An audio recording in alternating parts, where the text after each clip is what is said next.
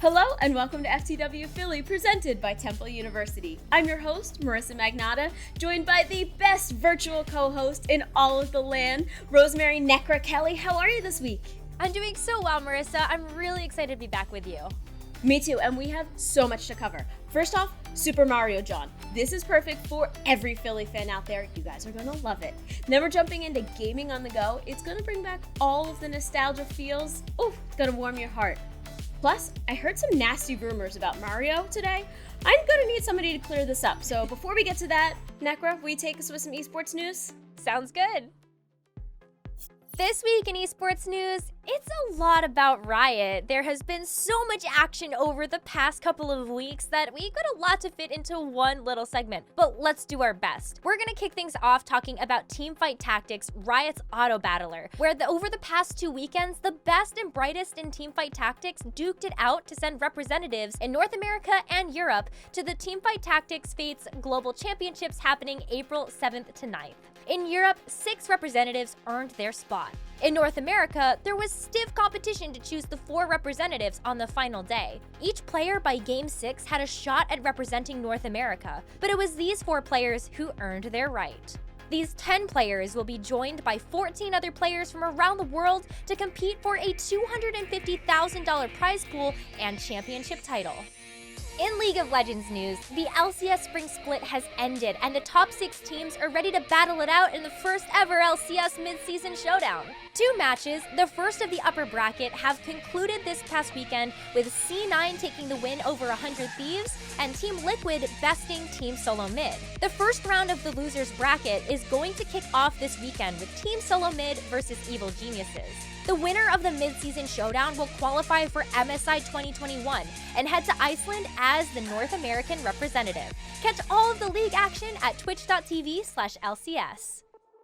To round out our Riot Esports news, let's talk about Valorant. The first ever VCT Masters Tour has concluded in North America with Sentinels coming out on top. But there's another aspect of the Valorant Tour that we've got to talk about, and that's Game Changers, an initiative to create a comfortable and competitive environment for women competitors. This past weekend, 32 teams competed in an open qualifier with Nerd Street Gamers for a chance to compete in the main event March 25th to 28th. You can see the 8 teams that qualified on the screen, and you can watch the main event action this weekend on these channels. Woo! A lot has happened these past 2 weeks, but that's it for the esports headlines.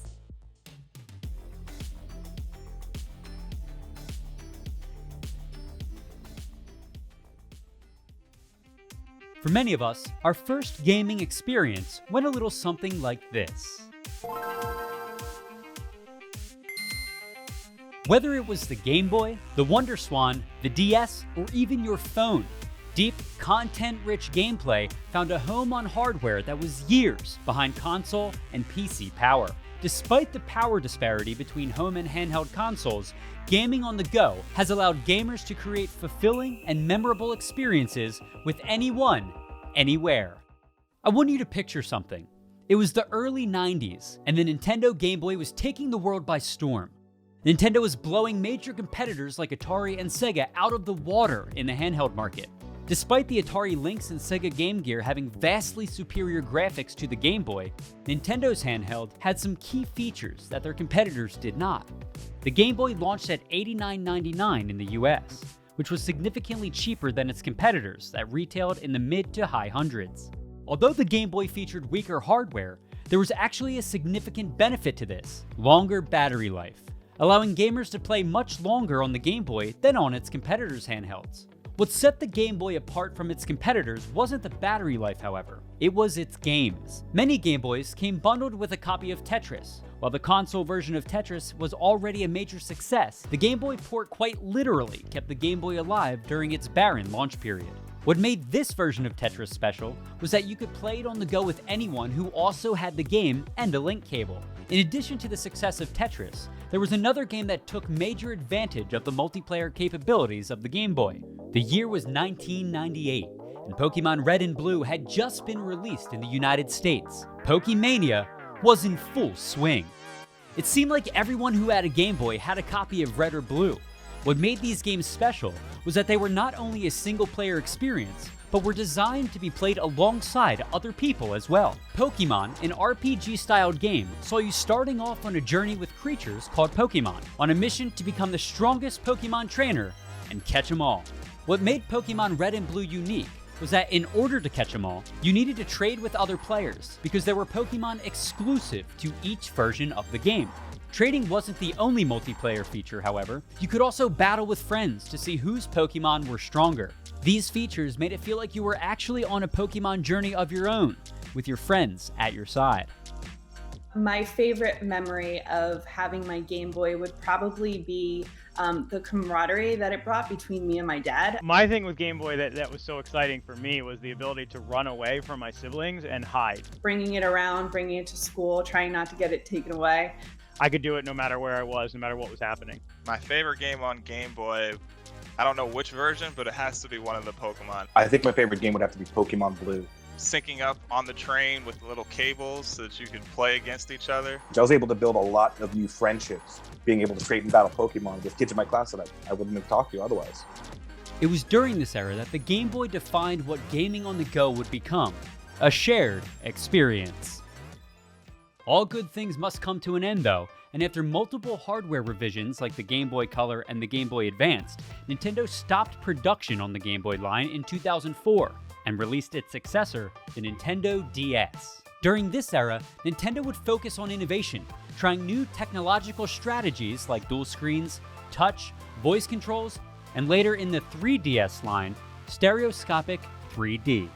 Nintendo would have some major competition this time around though, because in 2005, Sony had released their freshman handheld console, the PlayStation Portable, or PSP.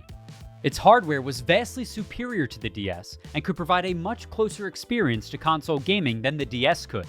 Sony capitalized on this and released several great single-player games like Crisis Core Final Fantasy VII, Persona 3 Portable, and Kingdom Hearts Birth by Sleep, bringing console-level gameplay and graphics that much closer to handhelds. Throughout this period, Nintendo chose to stay in their lane and continued developing games with fun and unique experiences. Because of this, the Nintendo DS iterations for Pokemon, Mario, and Mario Kart would go on to be best sellers in their respective series.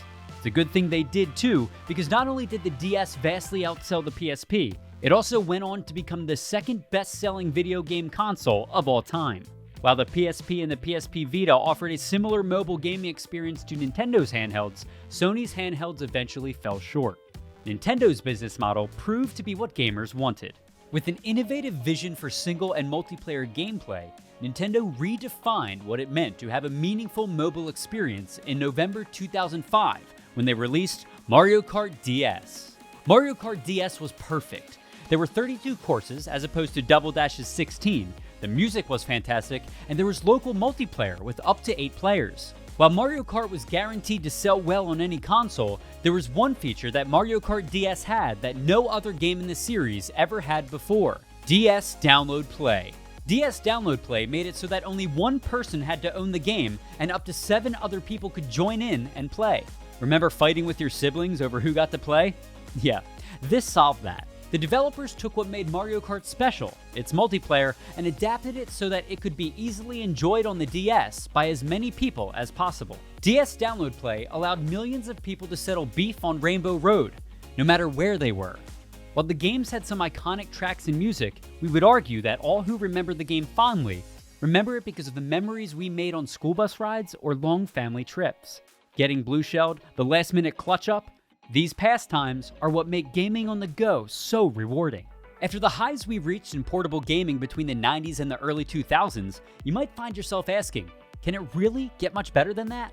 Recent developments in portable gaming say yes. With the release of the Nintendo Switch in 2017, the superior console gaming experience finally made its way into handhelds. Not only did the Switch change the current handheld generation in 2017, but enhanced it tenfold. The Nintendo Switch took all of the best experiences that Nintendo fans had enjoyed over the years and brought it all together in a seamless handheld console hybrid.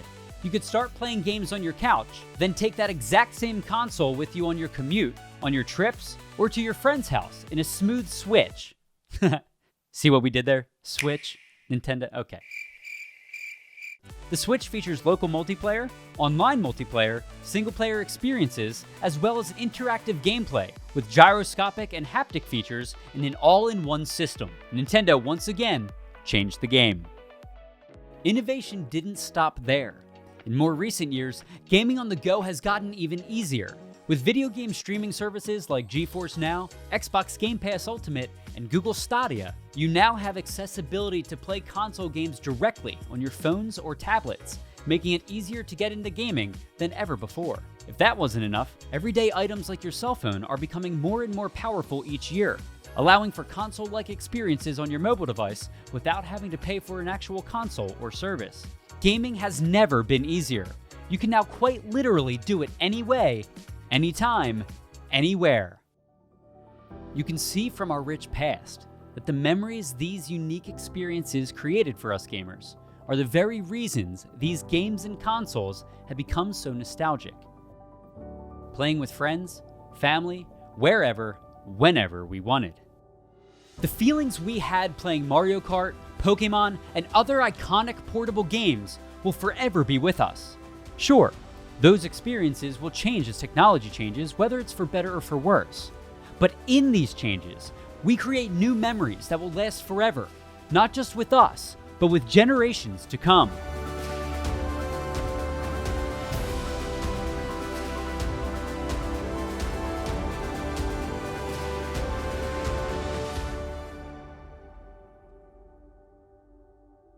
Don't be sad that it's over. Be happy that it happened, because it's those very memories that are shaping what gaming is today, and it's those very memories that will continue to shape the future of gaming.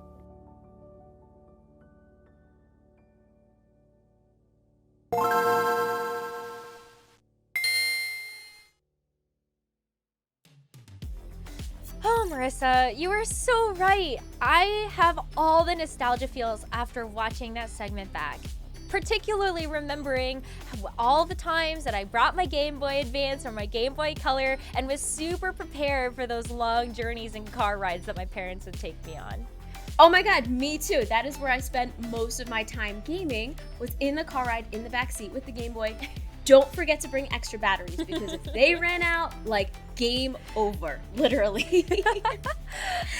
And then my parents got us a Game Gear so we could just switch and we didn't have to share as much. Oh, those are the days. Oh, so nice. I bet you played a lot of Mario with that too.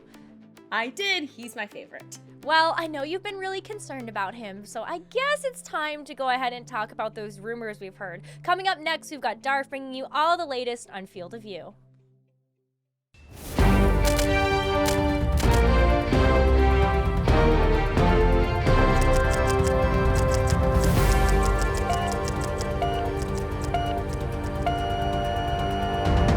Welcome to Field of View with Nerd Street Gamers, your weekly dose of gaming news. I'm Darth Mike, coming to you live from the Mushroom Kingdom, so let's get into the news before the Goombas find us.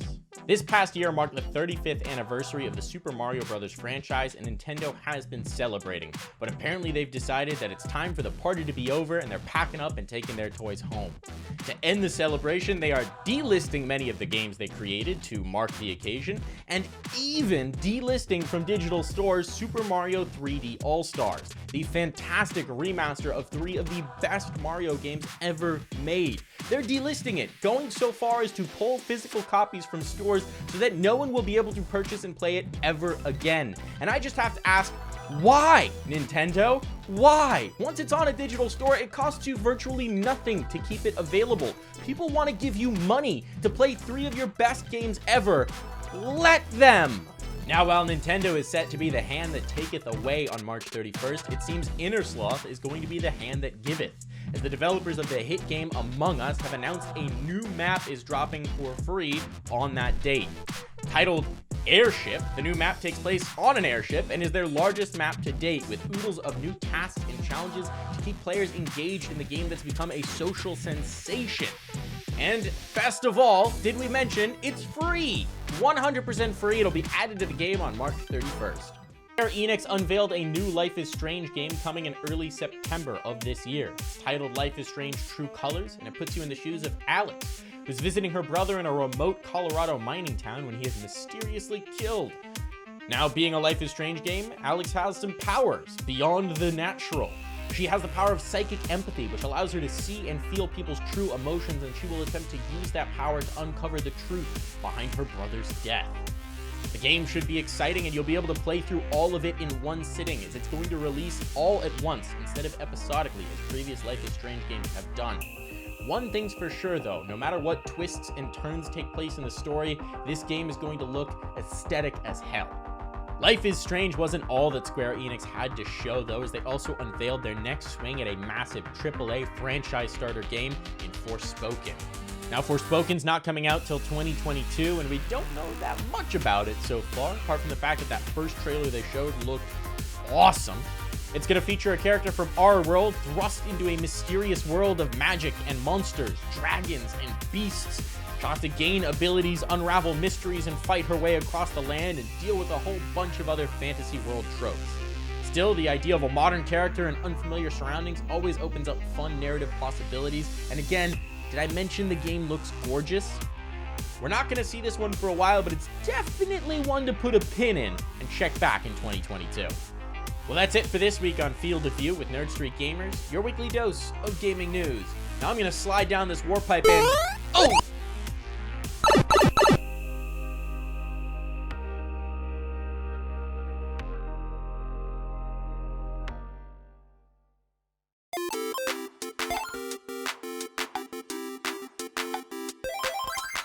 I'm just really good at dominating everyone else. I can't beat anybody in Smash. I can't beat 4-year-olds. I can't beat my son. I need help. I can beat Mike Tyson pretty regularly. Don't ask me any questions. I'm gonna have an attitude. I'm sorry. I have video game dreams all the time. All the time. The Tetris effect is real.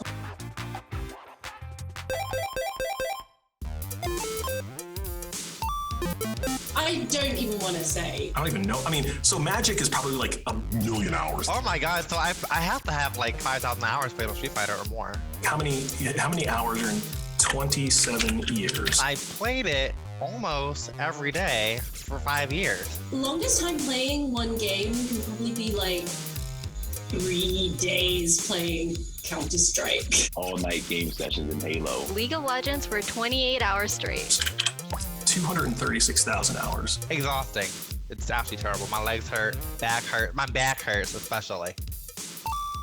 Favorite video game crush? Oh man, I've had so many. Oh, it's gotta be Chun-Li, no question. Definitely Katarina. It's crazy. Okay, so here's the thing. Like, fighting game characters don't look like people. Dom from Gears of War? You know what? Okay, Cody from Street Fighter 5. We got it. Lucio from Overwatch. He's just so sweet and energetic. She was really dope. Like, she was tough, she was strong. He's no longer in jail, okay? He's an outstanding citizen. Who can turn down someone who's beautiful and also can throw weapons and knives? You can protect me, hold me close. Oh, God. Oh my God, worst meal? Probably just like a block of cheese. The pizza pockets, a lot of people consider that like official gaming food, but I think they're disgusting. The dried noodles from like the instant ramen packets. There could have been like a week-old cheeseburger from McDonald's. The worst meal I've had is not even eating. Also, wine. Does wine count as a meal? I've had a lot of that. Most embarrassing video game moment. I got to the final of a competitive Counter-Strike match and I was killed with a knife. Slipping and falling when I was bowling on the Wii U. I completely busted my butt. At one point, I thought I had got like carpal tunnel or something. And I was like, oh no, I've got the thing. I'll never be able to play video games again. I had to pick up crochet. Way back in the day, they had a game called World Class Track Meet, and we used to get on the power pad and run. And I remember like hurting my knee, so we called it Nintendo knee. And they're like, time out, Nintendo knee, time out, time out. Take care of yourself. Listen, gaming can be very dangerous.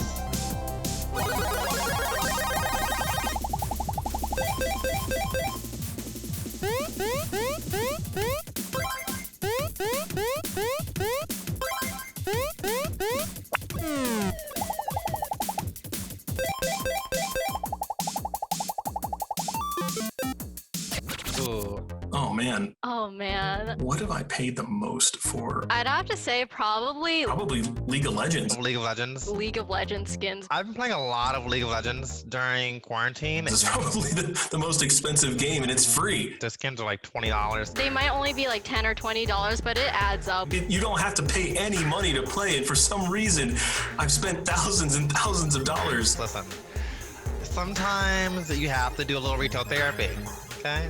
It's fine. Oh, man.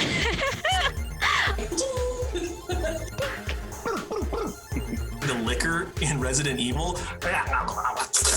It's the counter hit sound. It goes, counter! That way you know you got popped in the mouth. Perfect. Okay, you know what's crazy is I know what I'm supposed to say. Am I supposed to say gritty? Because that's like the only one I know. Is it that the Maniac guy? Is the Philly Fanatic, the greatest mascot of all time. You have to put the Philly Fanatic in it because I'm old. 100% hands down gritty. So you could go new school. You could put Gritty in there. Gritty hasn't put in the time yet. I love him. He needs to be in every video game. You gotta put in the Philly Fanatic. You gotta put in the horn. You gotta put in the tongue. He's put his time in, represents Philly all the way. I'm sorry, I want to make sure I get the Fanatic's pronouns right. I would say putting their likeness in a Mario-style game would be incredible. I'd love to see Gritty in like a horror game, just to sort of see what he would do.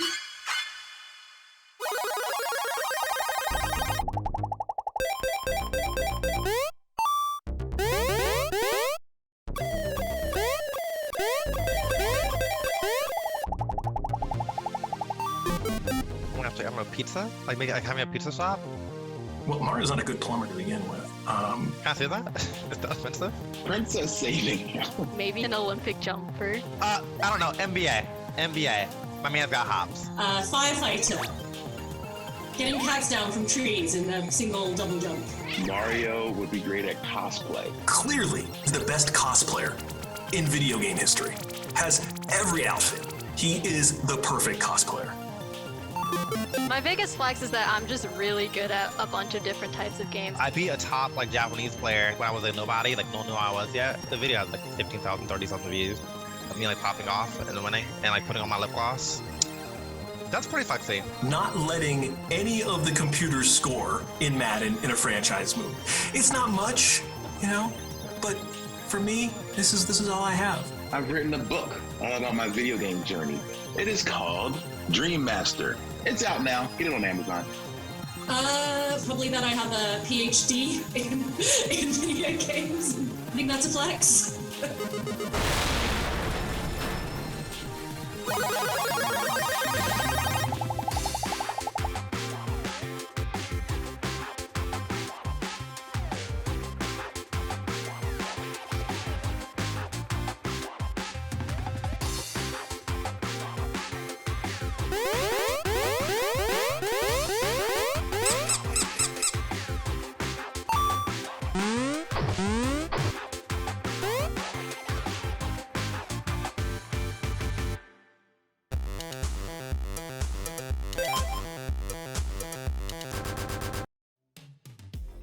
And now that song's gonna be stuck in your head all week long. You're welcome.